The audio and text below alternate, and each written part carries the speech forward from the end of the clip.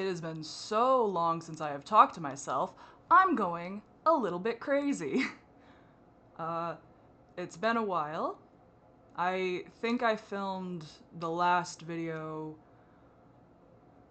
was it 2 weeks ago? I know I filmed it a few days before it actually went up.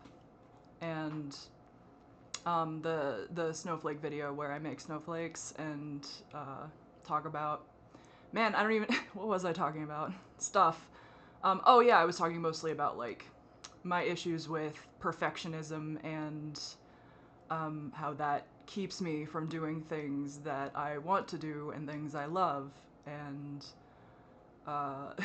yeah. Anyway, it's been a while. I'm a little bit out of practice once again. But I needed to talk to myself or I was gonna go crazy. So, it has been, I had a wild Christmas. So, okay. I had unfortunately to check myself into the psych ward on December 22nd, which I kind of knew I was heading that direction. Oh, I'm not, okay, for this video, a few kind of trigger warnings, but like it's not, I'm not gonna go into depth about like where I was at. I'm doing better now. I'm not gonna talk about like the dark thoughts or anything. I will be talking about some stuff that happened in the psych ward, which if even brief mentions of violence bother you, or I'm trying to think, is there anything else? I don't know. It's not like the craziest stories, but you know, keep yourself safe. If it sounds like this is gonna bother you, then you know, take care of yourself primarily above anything else. I'd rather you take care of yourself than watch a video that's going to make you sad. But yeah, so I kind of knew it was coming because okay, I didn't lie, but I was mistaken. My first video I said that I'd been to the psych ward a total of 9 times. When I went this time, I go to this one facility, and that's the one I always go to because they are the best that I have been to. I think I've only been to 3 facilities in total, and not counting the PHP facility that I went to as a teenager. In my adult life, I've been to 3 different facilities. And I found out when I went to this facility that it was actually this past visit, the one on December 22nd, was my 9th visit to this facility, meaning I have gone a total of 11 times in my adult life. It's either 11 or 12. I think it's 11. Because I think I've only been to 2 other facilities. Also, I'm going to be a little scatterbrained because I am sick. I may not be able to tell, but I am sick. And recovering. So, I have to talk to my doctor about some shit. So yeah, it's been a while because I had to take a little bit of a grippy sock vacation, and you know, and I tend to, because I've gone to the psych ward so many times, I tend to know, they talk to you, your therapist will talk to you about like warning signs, like when you need to, like, so you can recognize for yourself when, hey, I can handle this on my own with, not on my own, but I can handle this with like therapy and friends, versus I am a possible danger to myself and I need to go to somewhere. I want to make a video that I've been wanting to make for a while, is a survival or psych ward survival guide, which I'm not making this video that because I actually do want to put a little bit of more effort into that video. Like, I don't put effort into this, but you know what I mean.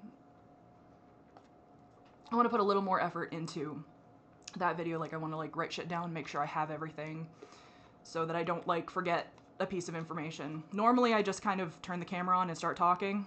But for that one I definitely want to have like notes and possibly Possibly need to edit that one, just to make it, like, consumable, because otherwise it might be very long. But yeah, so I'm just here to talk about, like, where I've been, and what's been going on. It's kind of just a, like, vloggy talk, whatever, because I need to talk to myself. I need to see myself. So yeah, December 22nd, went, checked myself in to the psych ward again. The reasons that I went in are many and varied. It was just kind of getting to be too much, because being trans in America is hard. Being trans, disabled, chronically ill, all very, very difficult things to be in our lovely country of America. And I was just not doing well. There have been some things that, you know, I love my family very dearly, and my mom drove me to the psych ward, and they always do. They always take me, which is something that not everybody can say. There's a lot of people who, I met somebody there this past visit who had to fucking walk to the hospital, because nobody would take him, and it was like over an hour walk apparently. So like, I am very lucky to have people who are happy and willing to take me to the psych ward whenever I need to go. Because I have a myriad of mental health issues. One of them being borderline. Now, technically my therapist recently said I don't have borderline. Borderline personality disorder, for those who don't know what I'm talking about. I disagree. I respectfully disagree. I am going to make, I'm going to make a few videos on borderline, because I have been diagnosed with borderline. I was diagnosed for a few years, and then she decided, my current therapist, decided that I apparently don't have it. Yeah, I'd like to disagree. So, yeah. But one of the things about borderline is, like, chronic issues with suicidal ideation, chronic issues with self-harm. There are other symptoms that I definitely have, but, you know, those symptoms mean people with borderline do tend to go in and out of these facilities a lot. I met someone there this time that, also had borderline. Why was I going that route with this conversation? I don't remember. But yeah, because I've been to the psych ward a total of 11 times now, now my math is correct, I guess. You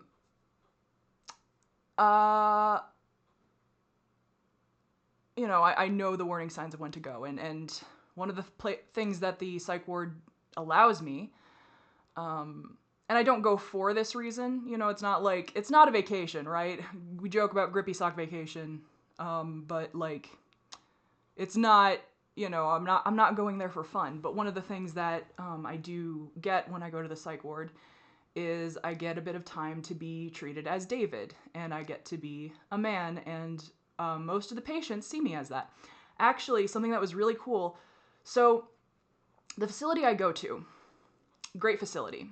I will say, I first started going there in 2020, and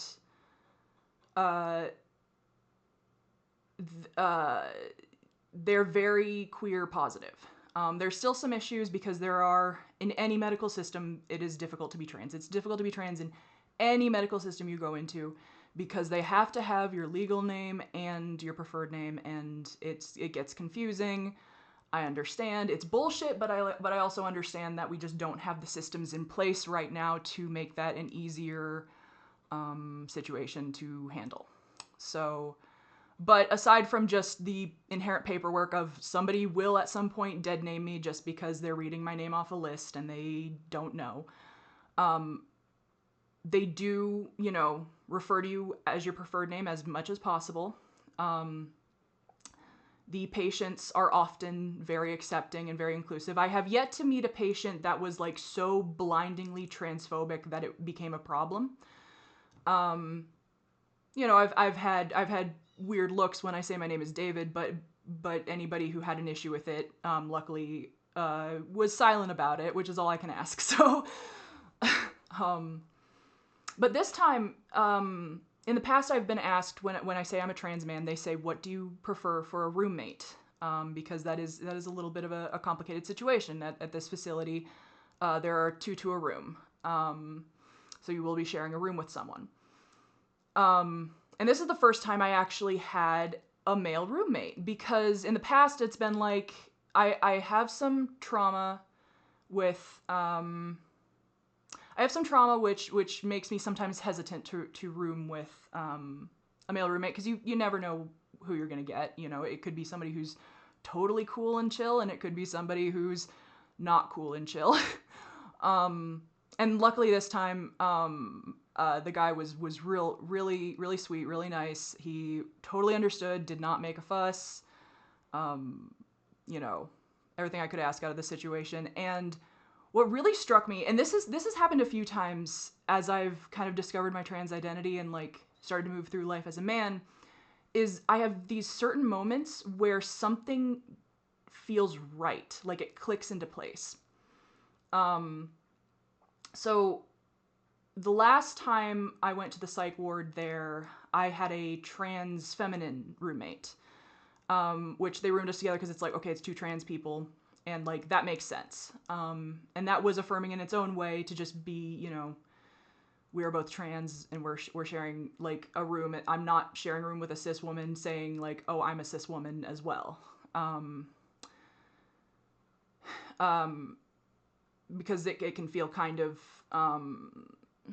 sometimes it feels like you're not taken seriously as your gender. Like, I'm not just saying I'm David and saying I'm a man for shits and giggles. Like, I'm not like this is, it's important to me. My identity is important to me. My masculinity is important to me. And again, not that it should be emasculating to share a room with a woman. That's not what I'm saying. But being able to have a roommate that shares my same gender is something that I am not afforded in many circumstances. And I was actually expecting myself to be like I was like, yes, I want a male roommate. That's what I'd feel comfortable with. And I was expecting to feel like nervous or uncomfortable just because I've never had that situation before. And I was shocked that it felt more normal than rooming with a girl does, which I was wild. I did not expect that. There have been a few times in my transition where that's happened. The first time that happened was when I first got my hair cut short. I remember feeling them like cutting, because it was kind of long before I got it cut. I remember feeling them cutting it, and it felt like a puzzle piece was clicking into place. Like, it was like, yes, this is right. Because it was a gendered haircut. It was the first time I'd gotten a masculine haircut. And I remember feeling like yes, this is right. There's something about this gives me peace. And for some reason, having a male roommate felt right. It was like, this feels more right than sharing a room with a girl. And I was lucky because I had somebody who was cool with it. You know, there are, you know, you meet a lot of people in these places, and 99% of the people I've met in the psych ward have been amazing. There is only one patient I have any complaints about. And I will tell that story because it's a funny story. There's only one patient I've ever met that I had genuine issues with. Most of the time, the people there are friendly, sweet. I mean, you know, they don't want to be there just as much as you don't want to be there.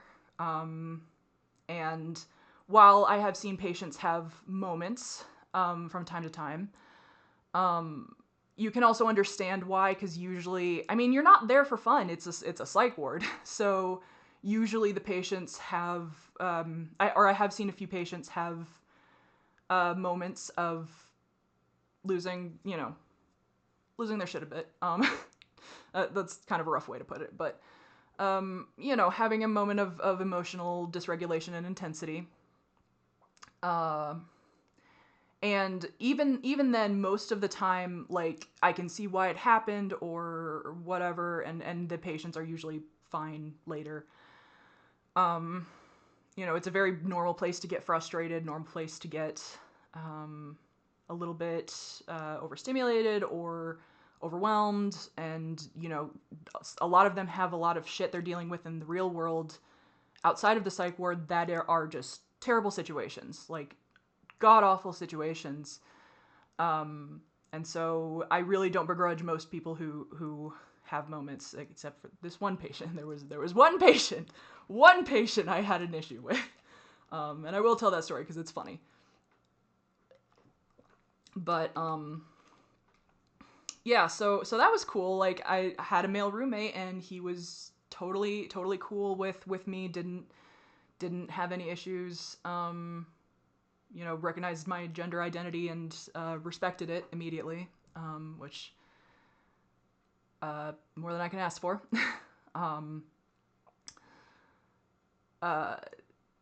Yeah, so I went in on December 22nd. My birthday is December 23rd, so I was in there for my birthday.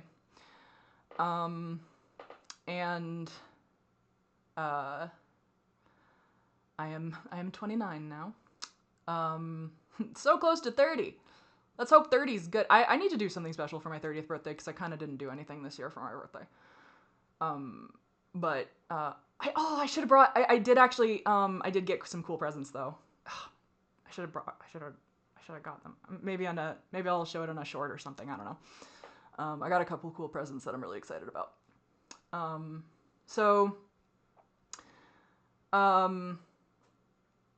And when I went into the psych ward this time, I was not feeling very good, but I'm chronically ill. I have fibromyalgia. I am constantly fighting flare-ups and such. So I kind of figured I must just be having a flare-up. I probably feel sick because I have a flare-up. Hello, baby boy. Coming to be in the video. Hi, sweet baby. Hi, sweet baby. Oh, I can't reach you. Okay. What was I saying? Oh, so I was not feeling good. I was like, all right, that's fine. I usually don't feel good. That's normal.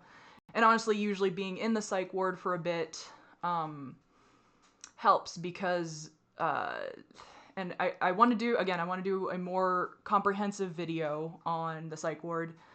My short thing is psych wards are great. It's not fun, you know. It's not a hotel, you know. It's not fun. But every time I have gone, every single time, even the really bad one in 2023, every time I have gone, I have been glad I went. Every single time. And my short message is, if you need to go to a psych ward, always go. And that's why I want to make a survival guide, a psych ward survival guide video, because I think it can be less scary when you kind of know what might happen when you go in. I've been so many times. I kind of it's down to routine now. I know what to pack. I know what to, you know. I know about how long the stay is, and stay does vary depending on the situation, but on average, you stay about a week, on average, at least at the place I go to. So, yeah, again, more comprehensive video than right now. I'm just kind of talking about the shit I've been doing and where I've been. So, yeah. Wasn't feeling great. On my on my birthday there was a fight, which I've seen some rough situations before in the psych ward, and there was one time that I went before where someone had to be was too was a little too, man, I want to say this nicely, a little too, they were upset. They were upset, and they had to be, the place I prefer to go to does not do restraints. The one I went to in 2023 does, and that's where I was restrained. But the place I normally go to doesn't do restraints because most places think they are unethical, which tells you more about the facility that I did go to, that I did get restrained at. Because most facilities, or a lot of the good facilities, do not restrain. They may have to medically sedate you if you are posing a threat to other patients or yourself. But they do not believe in restraining, because a lot of people think that's unethical. I have my own opinions. Mostly agree. Having had been restrained and left overnight in a very, very uncomfortable position that I could not adjust for an entire night, with no ability to get up and use the restroom or get a drink. Yeah, I'd say it's a little unethical. But so I've one other time, did somebody get so upset that they had to be, was I there, that they had to be medically sedated, and I kind of, I have some trauma. I don't do well with loud noises. I don't do well with loud screaming. I do not do well with like slamming things and hitting things, and normally that's not something that occurs in the psych ward. Or if it does, again, it's like spotty, and you, like, there was a visit a couple visits ago. This one girl was in a very rough situation. She had been taken to the psych ward, like, she had to be pink slipped. She didn't want to be there. And she did completely mess up another patient's room, like threw stuff around, slammed some stuff.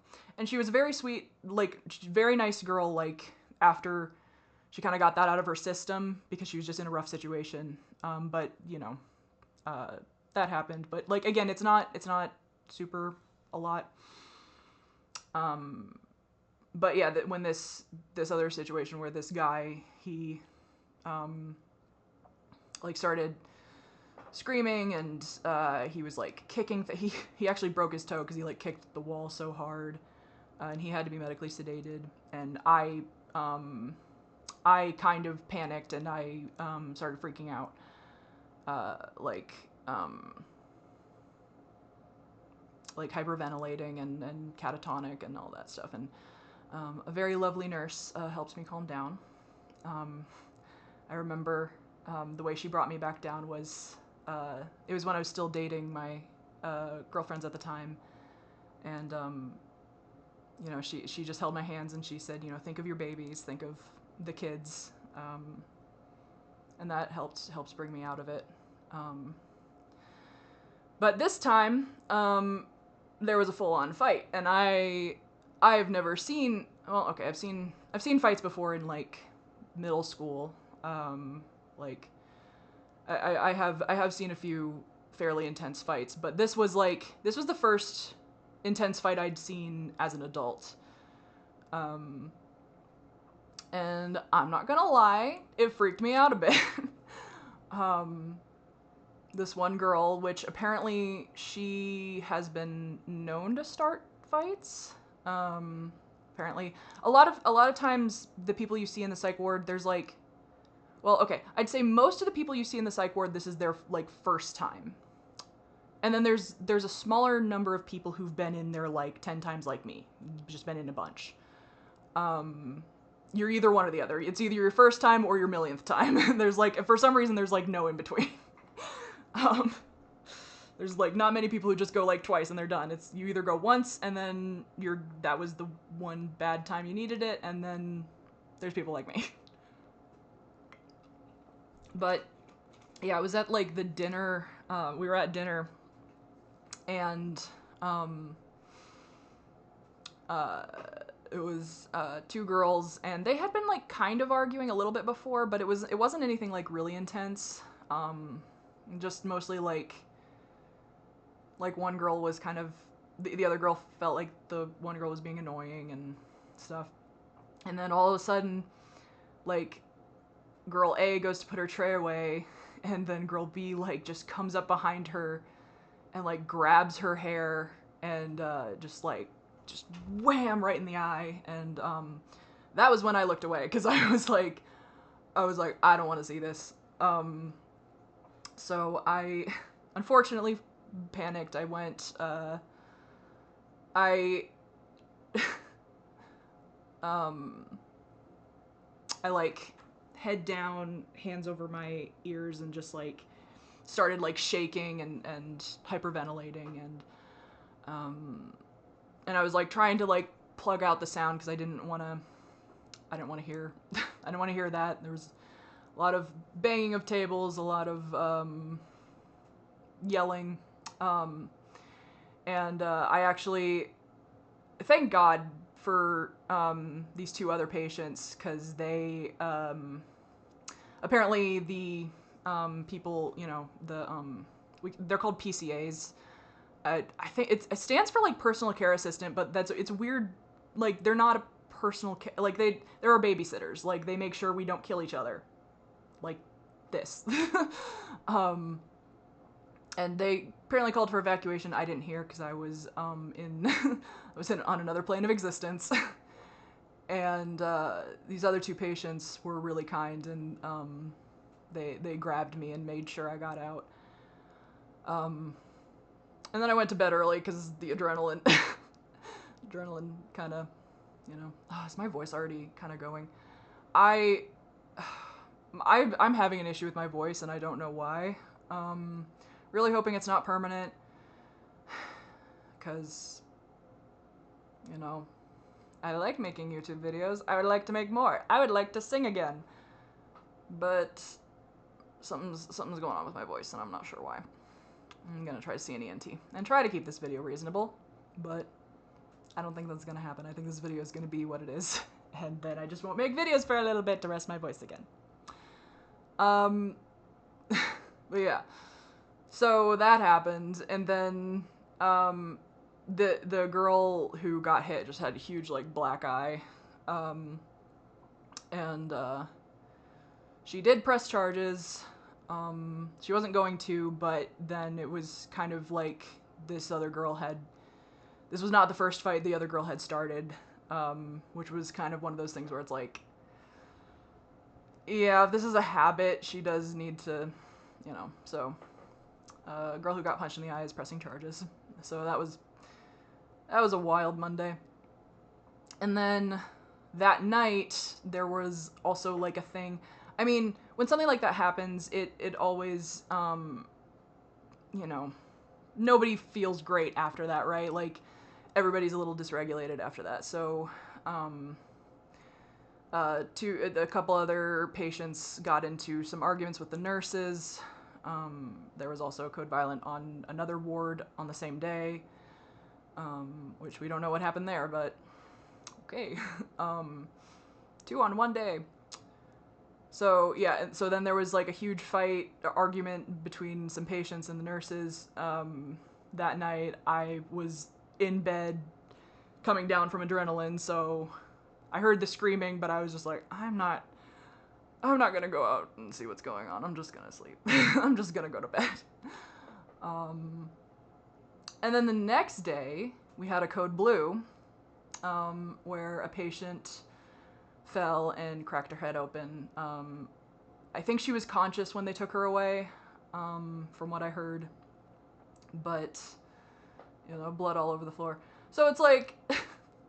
And even the therapists were like the therapist came in, like, after like that third incident, the therapist came in and was like, all right, so we've had a rough 48 hours.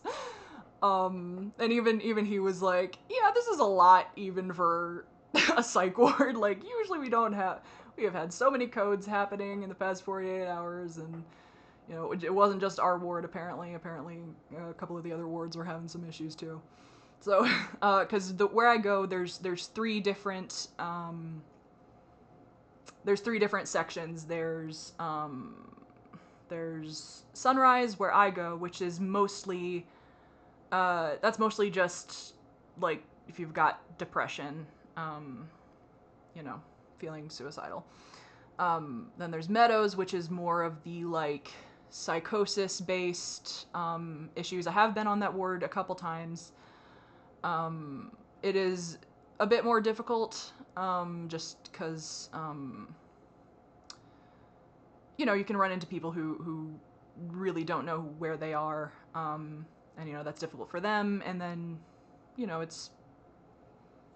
stuff can happen. If something's going to happen, it's likely going to be on Meadows than rather than Sunrise, usually. And then there's Cedars, which is the dual diagnosis. In other words, somebody who's dealing with both depression and addiction. And they have those separated because the patients that you see in those are very different, have very different needs, and it's better to separate them. Meadows and Sunrise, more can go between the two of them. Again, I have been on Meadows before. Possibly when I didn't need to be. One would argue, some have argued, some of the staff have argued that I should always have been on Sunrise. But I don't know, it wasn't terrible. It's fine. I mean, I will say the one patient I had an issue with, I think that was Meadows. I believe that was Meadows. Maybe not. I can't remember. It's been a while. But yeah, so had a couple intense days. And I was sleeping a lot. Like, so normally when I go to the psych ward, I sleep for like the first 2 days usually, and then like after that I'm fine. And that's pretty typical for most patients. Like, the day you get there, you're exhausted from whatever sent you in there. Spend a couple days just sleeping, just trying to get back to a baseline. And then you can kind of engage with like the groups and the therapy and the and there's not a lot of intensive therapy that goes on in these places. It's mostly, you know, a psych ward is not a place to like go and get therapy. It is a place to stabilize you. The intention is to stabilize. So they have therapy available, like group therapy, and it's helpful, but it is not, you don't go there like to get extra therapy because you don't get one-on-one therapy there, which is unfortunate, but they don't have the funding for that, unfortunately. I mean, this place has lost a lot of funding since I first started going there, and it's still the best place to go, I think. There's a lot of good people there in the staff, and I still, if I ever have like friends who need a psych ward recommendation, like that's where if they live around here or wherever, you know, that's where I say to go. But they've lost a lot of funding. I think they transferred ownership between first time I went and now. I very firmly believe that all psych wards need so much more funding than they have. They need so much more funding. Because for a lot of people, that is their last line before a permanent decision that can never be undone, you know? And I think there should be more available to people who need that space. I think even though the place I go is good, I have thoughts about what I would, you know, maybe I'll make a video on it at some point, like what my like ideal psych ward would be, like if I could build a psych ward myself, what I would do. So yeah. What was I saying? I can't remember.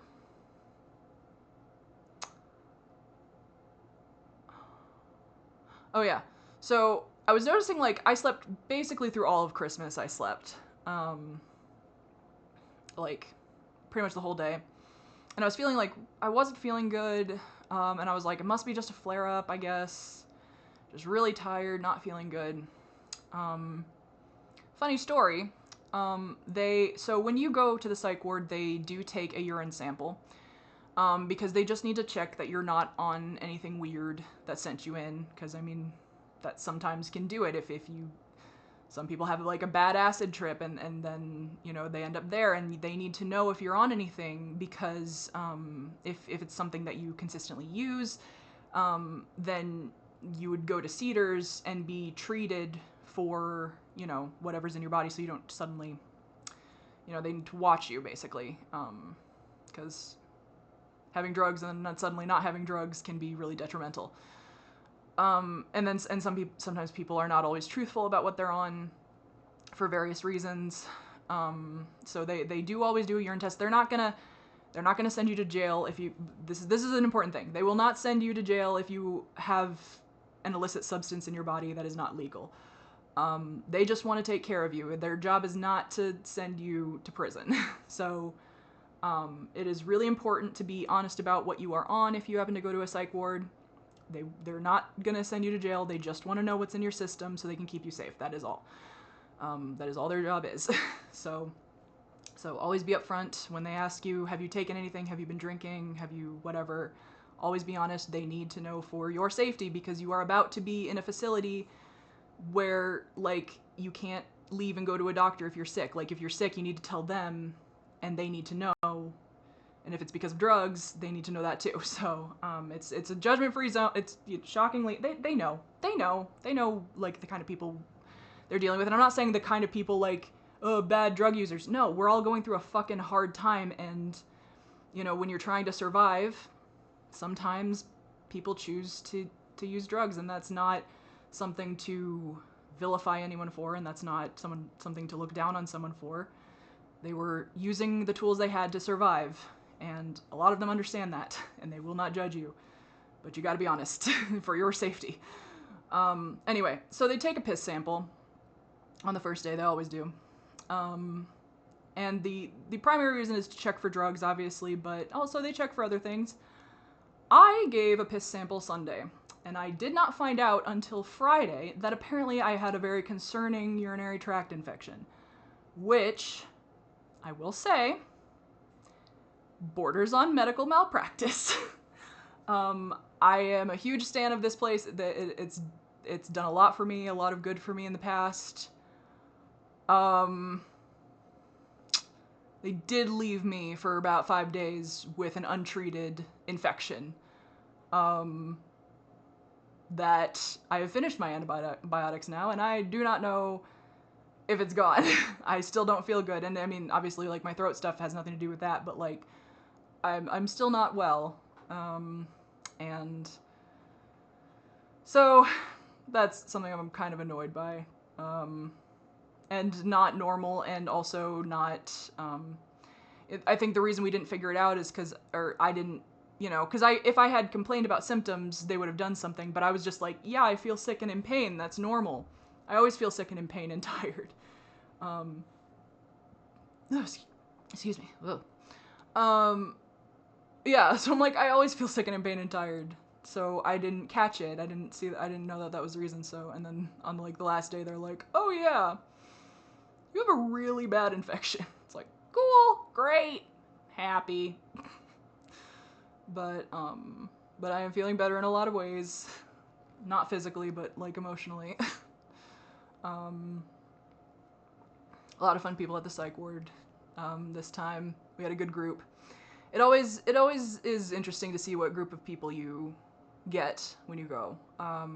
You can end up with all different types of people. Something I love about the psych ward is just how many different people that I never would have talked to in like normal everyday life that I get to talk to there.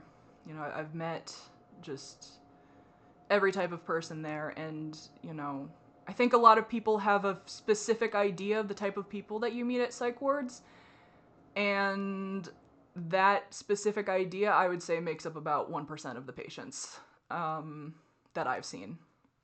And I've been to, you know, a couple facilities, and I went to that one facility for 30 days, and there was a lot of people cycling in and out during that time. And, you know, we're just people. Like, they're just people. I think that is something that keeps people from going in when they need it sometimes, is they don't realize how normal everybody is inside. Like, we're not, you know, We're just people who are struggling, who had a moment where life got too much and had to get help for it. And there is nothing wrong with that. There's nothing wrong with seeking help when you need it, and there is nothing wrong with needing to check yourself into a psych ward when you need it.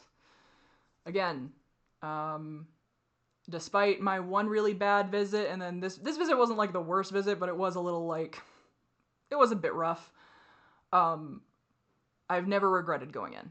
I've never regretted going to the psych ward when I needed it.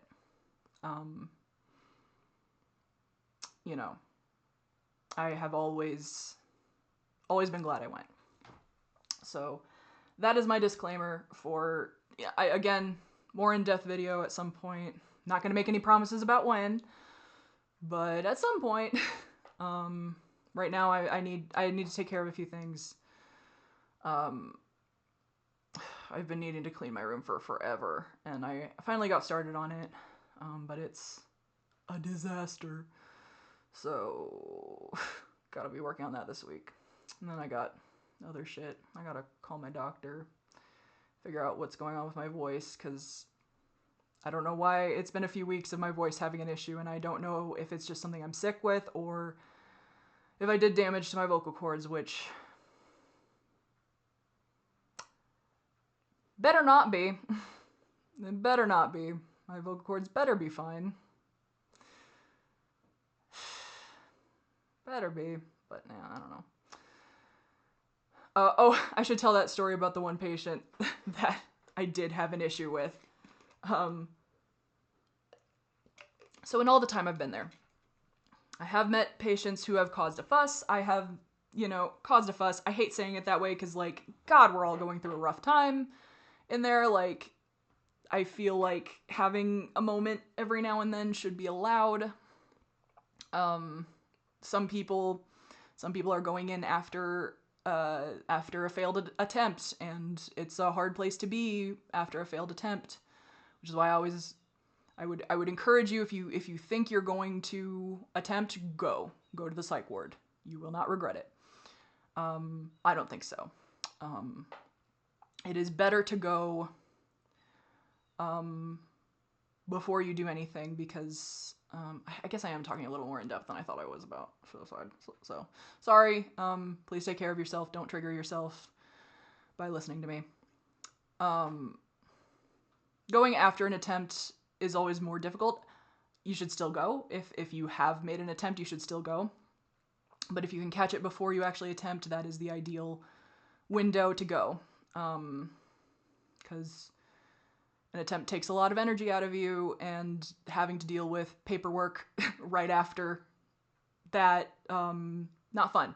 And I mean, they will do most of it. Like, it's not like a bunch of paperwork or whatever, but it's, it's just annoying. It's just annoying. But like, I've seen a lot of different people, a lot of different backgrounds, and a lot of different issues that they're dealing with when going in. There was this one woman, and I don't remember what visit this was, but oh my goodness, I have never been so angry at another patient. She was just unkind to everybody who went there, everybody around her. She was unkind to the staff. She was racist towards a staff member. Very openly and blatantly, and we all backed up the staff member on that one. It was not a matter of she was having a rough time. It was definitely a matter of, this is just her personality. She thinks, whatever. I don't know. And she was frustrating me like the whole visit, and then towards the end of, like, it was like I was like going home the next day. And there was another patient there who had a TBI, a traumatic brain injury. So she had a little bit of difficulty sometimes, like, processing things. Like, she was there, like, but, little bit slower to process certain things, because of her TBI. And, this bitch woman, there's a story to how it got here, but she wrote on a piece of paper and had the woman with the TBI read aloud, I am the arsler, which I will not repeat here, and like tricked her into reading it out loud in front of the group of patients. And I got so angry. I have never acted out like this ever. I got so angry, I stood up, took her cup of water, and I dumped it over her head. Which is the most openly violent thing I have done to someone else. Violent, I don't know. Aggressive is what I meant. And I'm such a wuss because I said something, I can't remember what I said, but it was just like something, like how dare you, that was cruel, something along those lines, and then dumped her water over her head. And then I immediately became afraid of what I did, and I ran away and started crying because I'm such a fucking such a hero. And it's really funny because the director of the place had been around for another meeting or something, and kind of heard the ruckus, heard me sobbing in my room. I was sobbing because I thought they were gonna keep me an extra day because of that, or keep me an extra few days. And then she pulled me into a room, just talking to me, and she asked what happened, and I told her, and I was just like, I know, I'm supposed to go home tomorrow. Am I gonna stay longer because of this? And she was like, I shouldn't be saying this, but I think she deserved it. Which was very funny and very validating. Apparently she was a little bit infamous. One of those repeat patients, and then she apparently always causes a problem, so it wasn't just me. It was not just me. But, yeah, this is the most openly aggressive thing I've ever done to someone, is just dumped her water over her head, after she did that. So that was funny. But yeah, that's the, I've seen patients, and even the guy, I was mentioning the guy earlier who, he kicked a wall and broke his toe, and, he was so, screaming and loud, and I also went, catatonic and shaking after that one. After he was medically sedated, came down from what was happening, and, immediately after, he came up and he apologized to me, because he saw that I freaked out, and he apologized to me for scaring me. He was having an issue, but he also felt really bad afterwards for scaring everybody. And I think he apologized to more than just me. I think he apologized to everyone, but he kept apologizing to me because I think I was the one that got scared the most. So, people in there they're really lovely. They really are. And I think that's the greatest thing about going to the psych ward, is just the community you find, because everyone there knows what it's like to want to die. That is a specific experience that we all share, and it can create community, and community is very important. And it's not fun to go to the psych ward, but I will say, the time I spend with the people there means a lot. Being able to be around people and in a space who will call me David, use my correct pronouns, that means a lot to me. It does mean a lot to me, especially when I'm going through a rough time. So, but yeah, so that's where I've been. I've been in the psych ward, and then not feeling well, and I'm still not feeling well, and I kind of feel like I have to throw up right now. I won't. Oh god. I won't, I promise. I won't. But yeah. I don't know, that's what I've been doing. So yeah, I have some video ideas planned. I have to take care of some things first. I have to figure out what's going on with my voice before I actually damage it. So we're gonna do that. And yeah, that's a video, I think.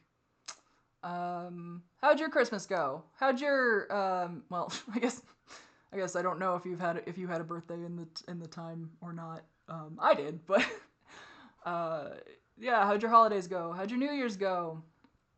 Any New Year's resolutions? I don't think I made a resolution. I don't know. I'm still figuring out if I'm gonna have a resolution or not. General resolution: try to recover, get better. That's just the kind of ongoing promise that I've made to myself, that I am going to keep. So yeah. Tell me what you did for Christmas. If you've ever been to a psych ward, let me know about your experience. And actually, if you have anything you'd like to see me cover in a psych ward survival guide video, let me know. I will try to answer any questions that anyone has, and I will try to make that video pretty comprehensive because I think it's an important video to have. So, yeah, that's a video. Take care of yourselves for me, all right?